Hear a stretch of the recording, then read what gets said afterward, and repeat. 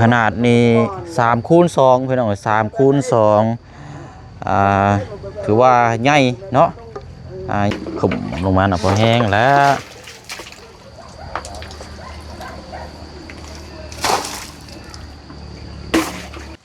นี่แล้วมันจะจังให้เผาง่ายเขา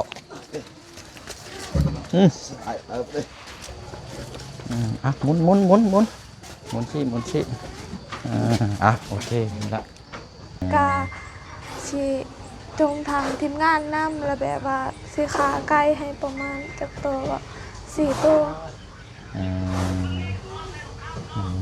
คันว่าถึงคันว่าเรื่องอันนี้นั่นทางทีมงานอาจจะบ่ปานใดเราก็ได้น้องๆเด้อคันว่าบ่นั่นบ่จำเป็นก็บ่เฮ็ดก็ได้โดยบ่อยากให้ฆ่าสัตว์บ่อยาก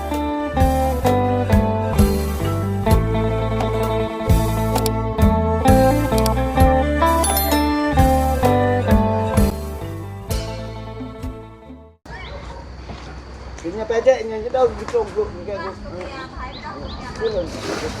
Oh, ya baik juga. ถือว่าเป็นมื้อที่2สำหรับทางห้องน้ำน้องป๊อปนี่แหละพี่น้องเนาะกำลังรื้อร่างมั่งไม่ตีแบบเทคานออกนอนถือว่าเน้นหนาแบบครบเสร็จเลยล่ะพี่น้องเนาะ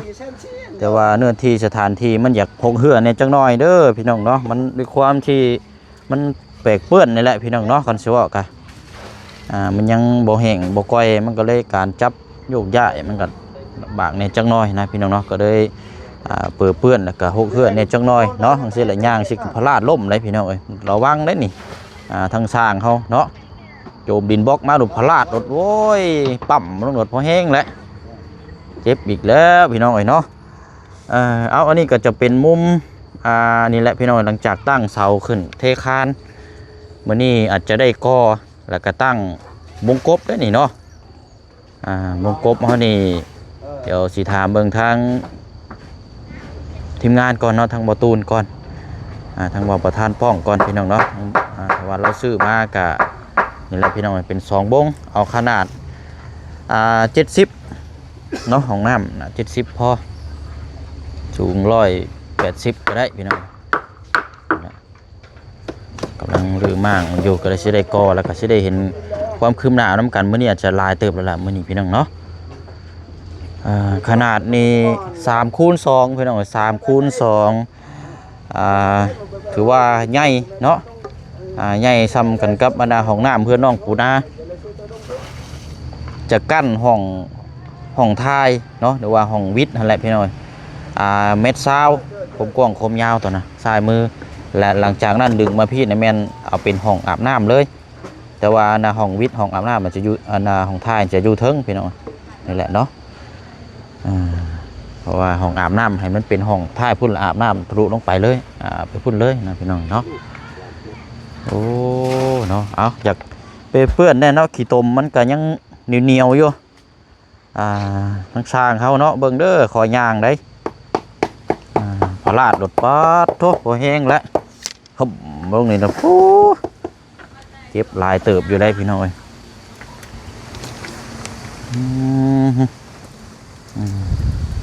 เอาย่างชอบเบิ่งก่อนกำลังสะปูสะปลาอยู่ทั้งนี้ก็เนาะนี่จับโตเด้พอได้แกงได้ต้มอยู่บ่เนาะเจอกันยามเช้าพี่น้อย8 โมงเนาะเข้าการเข้างานกันสิว่ากัน8 โมงแต่ว่าเชียงมาตั้งแต่7 โมงพุทธมานั่งถ่าตื่นแต่เช้าพี่น้องเคยลุกเช้ารถนอนบ่รับก็ได้อาบน้ำแล้วออกมาเลยใช่ละได้จักโตแล้วพอต้มอยู่ว่ะโอ้โหตัวใหญ่แท้โหรอบลุยไม่ยังขนาดน่ะเอาเบิ่งก่อนเดี๋ยวค่อยอันนั้นกะมันบ่ฮอดเลย2 เมตรบ่เป็นยังเพราะว่าอยากให้มันโผล่ขึ้นเนี่ยจังน้อยเด้ให้ท่อมันตั้งประมาณนี้บ่ให้มันต่ำนะพอดีละเดี๋ยวจะสร้างเพิ่นวัดเบิ่งคันว่ามันต่ำได้น้ำมันสิซึมเขาเนาะเอาอะไรเด้อพี่น้องเด้อเนาะกราบทักทายสบายดีและสวัสดีพ่อแม่พี่น้องน้ำกันอีกคือเก่าคือเดิมพี่น้องเนาะมาติดตาม ห้องน้ำของทางน้องป๊อปนี่แหละพี่น้องเนาะมือที่2แล้วพี่น้องวันที่เท่าไหร่ละ25บ่มื้อนี้น้องป๊อปไว้แท้นี่เนาะสิสิ้นเดือนเลย25วันอังคารเนาะวันพุธโอ้อื่นนี่ได้นี่เนาะกะเกียมเคลียร์สถานที่ได้บาดนี่พี่น้องรับรองแล้วสถานที่เพราะว่าวันพฤหัสนี่ก็ตรงกับวันที่26-27เนาะตรงกับวันที่27นี่สิขึ้นเฮือนน้องป๊อปพี่น้องเนาะน้องป๊อปนี่แหละพี่น้องแจ้งพี่แจ้งน้องนํกันเด้อพี่น้องเนาะพอดีเฮาเทพื้นแล้วก็แล้วเรียบร้อยแล้วพอดีห้องน้ำก็ยังบ่แล้วแต่ว่าก็เฮาเอาขึ้นเฮือนนะพี่น้องเนาะอันนี้ก็จังว่ากันอีกเทื่อนึง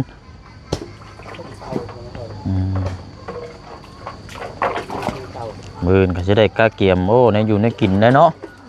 อาหารการกินพี่น้องที่บ้านไข่เฮือนเคียงนะพี่น้องตามฮิตประเพณีบ้านเฮาได้มาเบิ่งมาแย่งนับกันอันนั้นพี่น้อยเนาะกะอะไรเนาะอันทั้งทีมงานเนาะหลายคนหลายคนก็ถามมาเนาะทีมงานสร้างที่ผู้เชียงนำเพิ่นมาเฮ็ดสร้างของน้ำน้องป๊อปนี่ก็บางFCอยู่ในช่องทีมงานเนาะบางเพิ่นก็บ่ฮู้นะพี่น้อยถ้าว่าได้รับได้ชมแล้วก็เดี๋ยวผู้เชียงสิแจ้งเลยเนาะก็เป็นทีมงานคนแรกพี่น้อยกันแรกๆเลยก็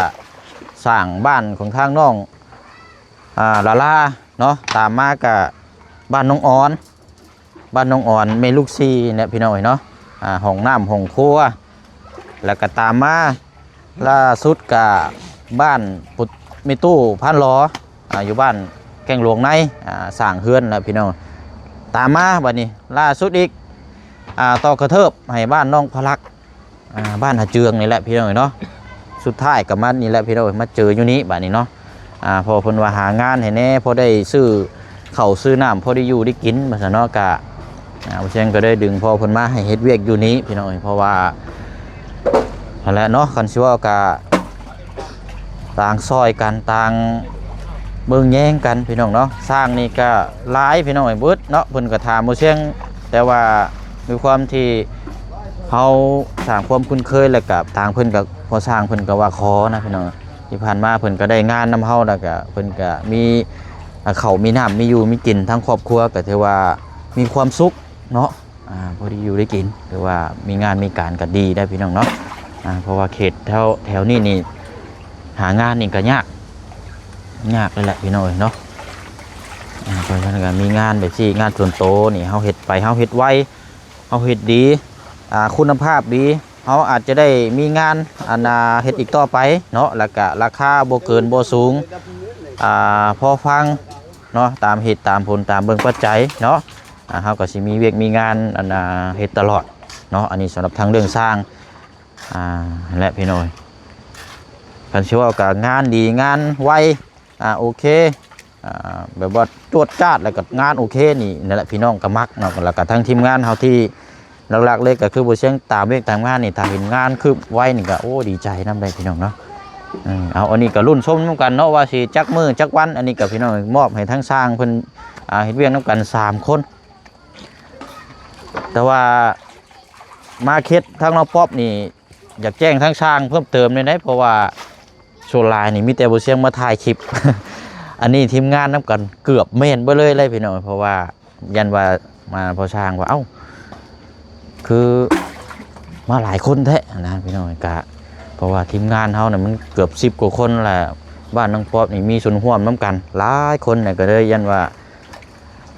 พอสร้างงงนะพี่น้องเนาะก็คือสามารถอันใดผิดอันใดถูกเขากับทีมงานสามารถบอกพอสร้างได้เนาะแล้วก็พอสร้างกับเบิ่งไต่ตองเบิ่งน้ำกันนั่นแหละร่วมทั้งเจ้าของบ้านเฮือนซ่านน้ำคือเขาเห็นเฮือนเฮ็ดซ่านนั่นแหละพี่น้องเนาะเบิ่งน้ำกันนั่นแหละประมาณนี้แหละพี่น้องเนาะเบิ่งแยกน้ำกันแต่รุ่นชมเบิ่งน้ำกันมื้อนี้อาจจะได้ก่อขึ้นแล้วก็อาจจะได้ติดตั้งบ้านมื้อนี้โมเมนต์วงกบเนาะแม่นคนบอกอยู่ว่าเดี๋ยวมาเขาลืมเดี๋ยวเบิ่งก่อนเพราะว่าเดี๋ยวไอ้สิถามทั้งว่าประธานป้องก่อนถ้าว่าทั้งว่าประธานป้องรับผิดชอบทางตัวนี้ก็ให้เพิ่นซื้อมาเลยเนาะถ้าว่าเพิ่นว่าเอาบ่เสียงเจ้า มีรถใหญ่อันรบกวนเจ้าเอาซื้อไปเลยกะบ่ยากพี่น้องเพราะฉะนั้นสิซื้อมาเลยช่วงเที่ยงหรือว่าช่วงนี้แหละเนาะให้พอเพิ่นก่อไปนี่ไปก่อนแต่ว่าช่องลมนี่กะใส่ข้างนี้3ก้อนแล้วบ่เด้อช่องลมเด้อ3ก้อนเท่านั้นก็3ก้อนมันมีทั้งข้างเบิดน่ะ9ก้อน9ทั้งนี้3ทั้งนั้น3และข้างหน้านั่น9 6 7 8โอ้มันต้อง10ผู้ใดเนาะ ข้างหน้าบ่ใส่ก็ได้ ใส่แต่ข้างหลังบ่ใครใส่ข้างข้างพอเนาะข้างหน้าบ่ใส่บ่น้องป๊อบมันบ่มืดบ่คือว่าได้ข้างหน้าส่วนหลายเฮาก็บ่ได้ค่อยใส่เนาะมีแต่เฮาส่วนหลายเฮาเน้นแต่ทางข้างเนาะเท่ากับมันก็มันเฮาสร้างมา1 9ก้อน9ก้อนข้างหลังบ่3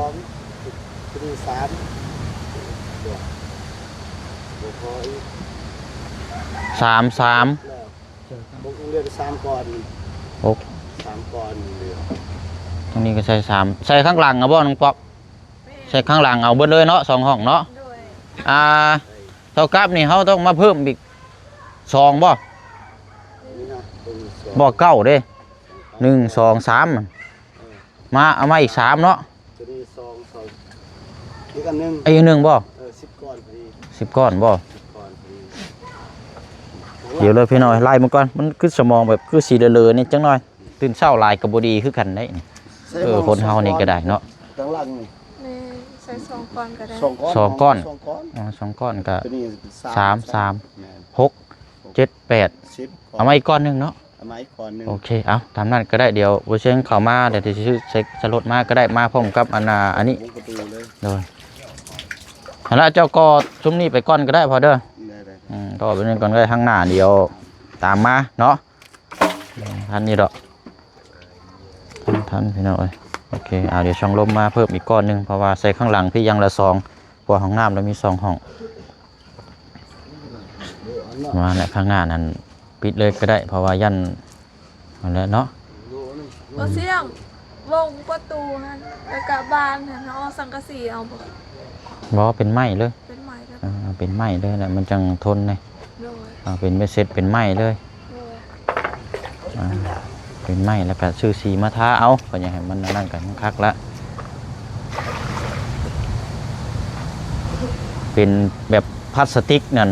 โอ้บอดีพี่น้อยบอดีบ่ผ่านเป็นแบบพลาสติกนะเป็นอย่างจังว่าบอดีอยู่เฮือนเจ้าของเอง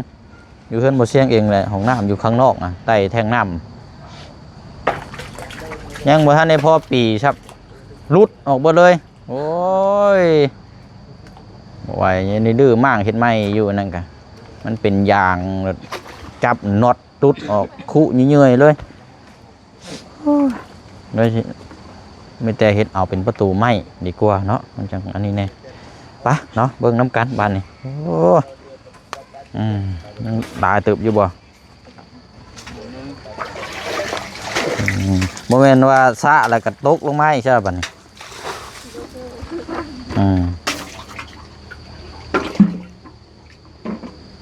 ขุ่มลงมาหน่อยพอแห้งแล้ว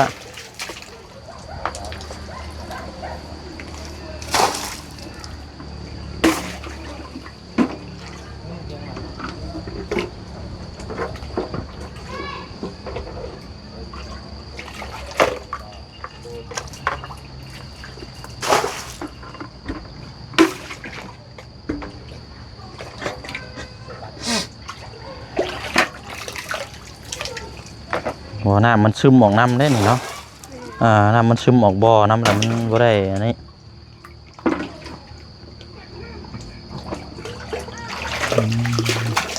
โอเคเนาะไปน้องป๊อปมาพี่ก่อนก็ได้เดี๋ยวถามเรื่องขึ้นเรือนซานล้านซองก่อนทำกันอีกรอบนึง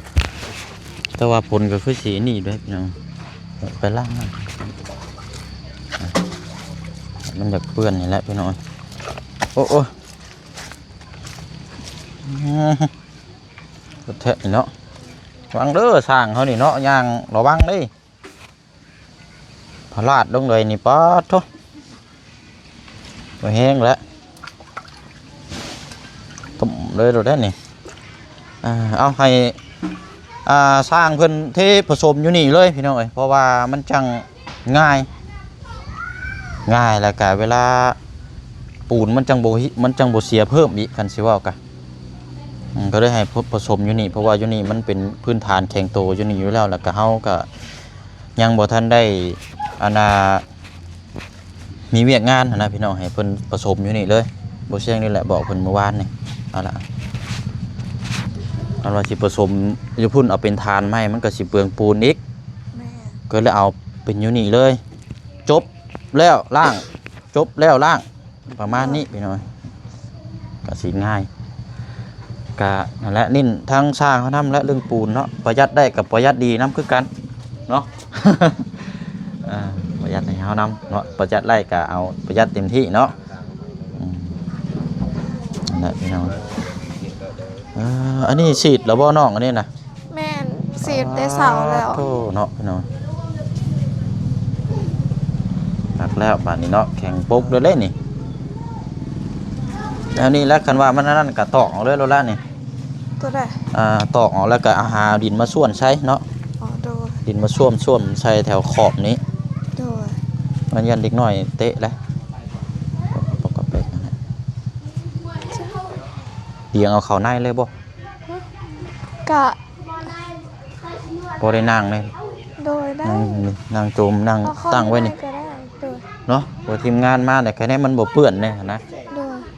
บัดเจ้าล่างโต๊ะเวลามันแห้งกันอยู่นี่เลยเนาะโจมเตียงก่อนซะไปเอาพ่อช่างรบกวนแน่เอาเตียงเข้ามาในนี่แหละนี่แหละชุมเจ้าแล้วสิได้นั่งกินข้าวอยู่นี่นะมันจังง่ายแน่นะ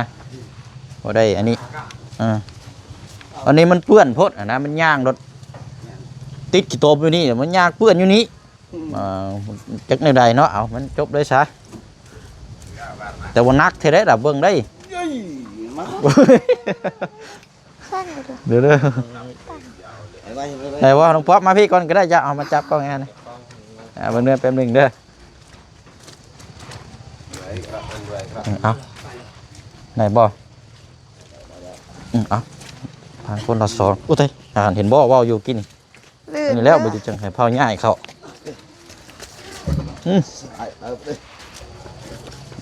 หมุน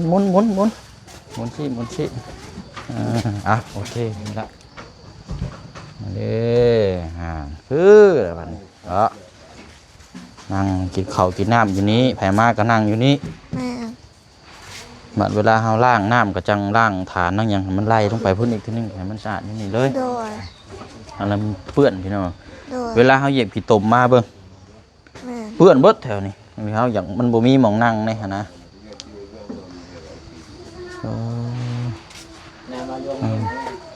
เอาละเนาะมีแต่ว่าสามนั่นละน้องป๊อปมันนั่งอีกคนก็ได้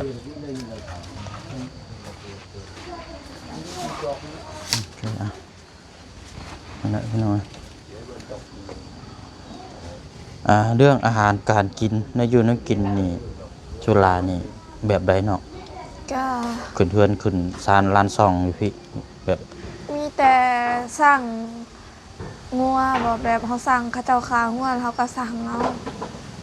แบบไปซื้ออยู่โรงงานเลยสะบ่นี่นะโดยแบบมีรู้จักทางเอื้อยผู้นึงเพิ่นค้างัวแล้วแบบเพิ่นค้าแบบขายตลอดในแถวตลาดอยู่เซโปนแล้วแบบสั่งน้ำเอื้อยเพิ่นแบบรู้จักกับเพิ่นสะบ่โดยวันนี้ก็เลยสั่งแล้วก็ฮอดมื้อแล้วจังสิไปเอามันแบบเฮาสั่งแต่มื้อนี้ล่ะมื้ออื่นมันบอกเขาเจ้าค้าตอนประมาณ 4 โมงบ่หรือว่าประมาณ 4-3 โมงนี่แล้วตอนกลางคืนนั่นน่ะแล้วเฮาก็ดักแบบเขาเจ้าไปขายอยู่ตลาดอยู่ไซแดนแล้วแบบเพิ่นก็ขึ้นมาแล้วแบบเฮาก็ถ่าเอาอยู่ทางเพิ่นฮอดแล้วเพิ่นก็โทรมาแค่ว่าเพิ่นนำส่งอยู่แล้วเนาะโดยคันสิว่าก็นำส่งแบบนี่แหละพี่น้อยประมาณตี 2 ตี 3เนาะโดยโอ้ก็สิหลายโลเติบอยู่ได้นี่เนาะ อันทั้งคุยกันกับทั้งแม่เจ้าได้สะเพิ่นว่าเอาเท่าได้สะ ก็สิเอาแบบเครื่องในพร้อมแล้วก็ซีนแล้วก็มีกระดูกบางเทื่อเขาเจ้าก็เอาหัวแล้วก็สิซื้อประมาณจักล้านก็ประมาณได้บ่ประมาณ2 ล้าน ก็ต้องเบิ่งตัวจริงนำคนที่เจ้าหามาแล้วเนาะคนที่มาเฮือนมาซ่านนั่นแหละว่าหลายหรือน้อยแล้วเจ้าก็เฉลี่ยเบิ่งมันจังสิถึกเพราะว่าเฮาก็บ่ฮู้ว่ามันหลายหรือน้อยเนาะบางเทื่อบางที่เนี่ยบ้านเฮานี่เขาเจ้ามาขึ้นเฮือนมาแสดงความยินดีนำเนี่ยบางเทื่อเพิ่นก็บ่ได้มาแต่คนเดียวนะเพิ่นเอาลูกเต้ามานำเอาลูกหลานมานำนะพี่น้อง ก็ต้องเป็นแบบนี้อยู่แล้ว เอาลูกหลานมานำมันก็อาหารการกินมันก็ต้องเพิ่มไปอีกเนาะ โดย ใช่ป่ะ ก็เป็นแบบพันแล้ว แล้วก็สิจงทางทีมงานนำแล้วแบบว่าสิขาไก่ให้ประมาณจักตัวว่า4 ตัว อืมคันเว่าถึงคันว่าเรื่องอันนี้นั่นทางทีมงานน่ะจะบ่ปานใดเราก็ได้นะน้องเด้อคันว่าบ่นั่นบ่จำเป็นก็บ่เฮ็ดก็ได้ โดย บ่อยากให้ฆ่าสัตว์บ่อยากให้เฮ็ดหยังหันนะทีมงานอ้ายน่ะมีแต่ว่ากินหยังก็กินไปนะเนาะเนาะเอาง่ายๆใช่เด้อบ่เฮ็ดก็ยาก โดย นั่นแหละพี่น้อยก็กินหยังก็กินไปเนาะแต่ว่าเรื่องแบบค่า นั่นที่นั่นที่มาอ้ายนั่นบ่ปานใดยิ่งมาคืออ้ายนี่คือกันบ่เด้อได้ โดย คืออ้ายไปขึ้นเพื่อนขึ้นหยังกับเจ้าเนี่ยบ่ได้กินนะใช่ โดย เจ้าขาหยังบ่เอาเลยอะไรก็คำบ่จำเป็นก็บ่เฮ็ดก็ย่าเด้อน้องเด้อเพราะว่ามันก็บ่ได้มีหยังนะพี่น้องบ่อยากให้เฮ็ดได้ล่ะเนาะ โดย กินหยังก็กินแบบปกติทั่วไปนั่นแหละเนาะบ่ได้ว่ามีพิเศษพิธีพิตองแบบว่าทีมงานต้องจัดเป็นพิเศษนั่นนี่บ่ให้คิดนั่นเนาะเอาแบบง่ายๆเรียบง่ายตามชุมเจ้าโลดเนาะ โดย นั่นแหละประมาณนั่นแหละพี่น้อยมันสิได้เรียบง่ายแหละก็แต่ว่ามันเป็นการที่แบบว่าต้องแนวนี้ขึ้นเฮือนต้องเตรียมต้องมาฆ่าตัดจัดชีวิตแล้วมันเฮือนหลังนี้บ่เฮือนต่อไปเดี๋ยวมันก็สิเป็นอีกหั่นนะก็เลยว่าบ่อยากให้เฮ็ดเนาะบ่เฮ็ดก็ยากเนาะนี่แต่ว่า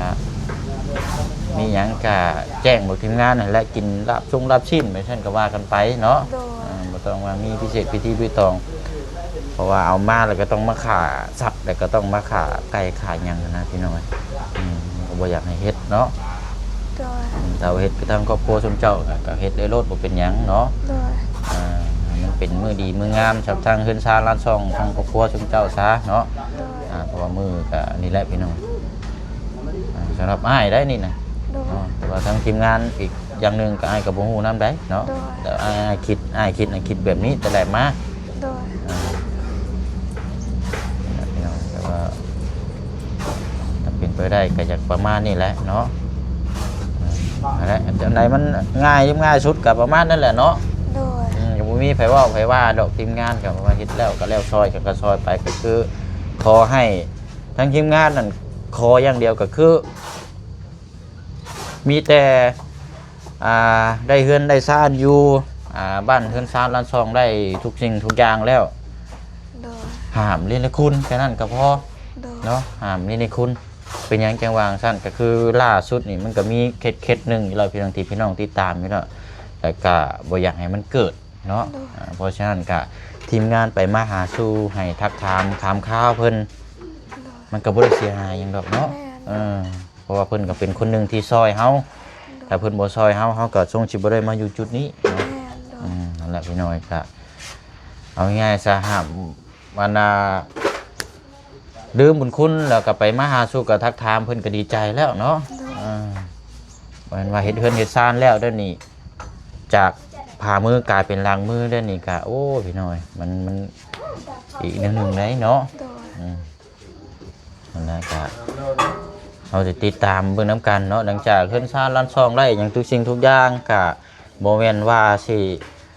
เพิ่นซอยแล้ว เพิ่นซอยทุกสิ่งทุกอย่างแล้วบ่เวลาเฮาสิเฮ็ดไปตามใจตามขยืมนี่ก็บ่ได้ได้น้องเอ้ย โดย มันผิดเด้เป็นหยังจังหวะผิดผู้เบิ่งผู้ชมผู้ FC เพิ่นนี่แล้วเนาะ โดย เพิ่นติดตามเฮาตั้งแต่เฮายังบ่มีหยังตั้งแต่เฮา ย่างใส่เกิบอีแตะเกิบอีเหียนอยู่เสื้อผ้าหน้าแพร่สวยลำบองค่ำจนปัจจุบันจนนี่ก็มันแตกต่างกันหลาย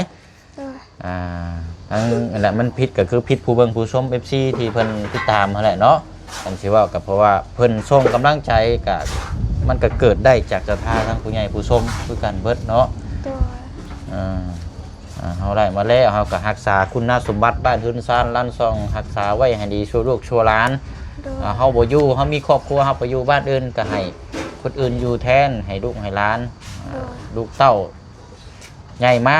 อยู่กับครอบครัวอยู่ผัวบ้านอื่นอยู่พุ่นบ่มีอยู่สามารถเอาลูกเต้ามาอยู่พี่ก็ได้เนาะนั่นแหละมันคล้ายๆว่ามันเป็นพื้นฐานสร้างอนาคต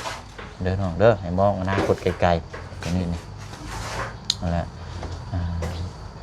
ให้มาปั๊บลดความคิดนี่เปลี่ยนเลยความคิดโลภและบางคนก็โว้ยได้ทรัพย์ที่กำลังเจ้าของบ่ได้หานี่บัดความคิดมันเปลี่ยนลายเด้บางคนเนาะความคิดนี่เพราะฉะนั้นก็บ่อยากให้คิดเนาะให้คิดในแนวทางดีๆให้คิดในแนวทางบวกมันจะเป็นผลดีสำหรับทางตัวเจ้าเองเนี่ยกับทั้งครอบครัวแล้วก็อนาคตยาวเนาะกันสิว่ากันซื้อรถจักรมามือ2 มือเอาไปใช้ไปขายแล้วก็บ่มีเงินซื้อก็บ่มีเงินเล่นอยู่ว่าโอ้ยยุ่งเลยแหละเจ้าเนาะและก็สิ่งตอบแทนทั้งทีมงานกับบ่มีหยังมีแต่ประมาณนี้แหละน้องเด้ออยากเห็นทั้งครอบครัวอยู่ดีมีแห้งอยู่กินสุขสบายและก็สร้างพื้นฐานให้แล้วอนาคตก็พากันหาอยู่หากินสร้างดีๆเนาะแม่นด้วยนั่นแหละไปหน่อยก็บ่มีหยังหลายดอกเนาะประมาณนี้แหละสนอมีแต่ว่าเดี๋ยวอาจสิพูดคุยชี้แจงทั้งถามทั้งทีมงานก่อนเพราะว่ายันเพิ่นเข้ามาเลยยันสิเสียเที่ยวเลยสิให้เพิ่นซื้อตัวนี้มาเลยเนาะแต่ว่าเพิ่นบ่ซื้อมาเพราะฉะนั้นก็จะวิ่งวุ่นมาอีกคือเขาอันแหละพี่น้องเพื่อให้ท่านสร้างเพิ่นพอสร้างเพิ่นสิติดมงกบพี่น้องของน้ำเนาะมาซะเด้อเข้ามาใหม่เด้อเอาหั่นแหละเด้อพี่น้องเด้อเนาะลำลาก่อนได้เนาะโดยก็ขอบคุณทั้ง FC และทั้งผู้ใหญ่ใจดีที่เข้ามาหามาชมคลิปนี้เด้อแล้วก็ทางอายน้ำขอให้อายเดินทางปลอดภัยขอพระเจ้าอวยพรโอเคเอาเดี๋ยวเนาะเดี๋ยวสิเข้ามาติดตามน้องกันใหม่อีกเด้อไปเดี๋ยวหน่อยเนาะสร้างการนะเวียงเหมือนการต่อเนาะมาเนาะบ๊ายบายเด้อพี่น้องเนาะซีน้ำกันเบิดสุขุสุคนเนาะสบายดี